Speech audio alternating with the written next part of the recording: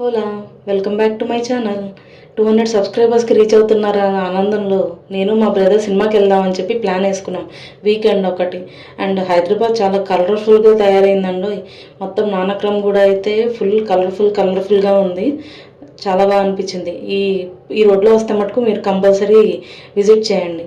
And మండు టెండలో బీభత్సంగా ఎండ అయితే ఉంది హైదరాబాద్లో. కుట్పల్లి అశోక వన్లో బుక్ చేసుకున్నాం మూవీకి.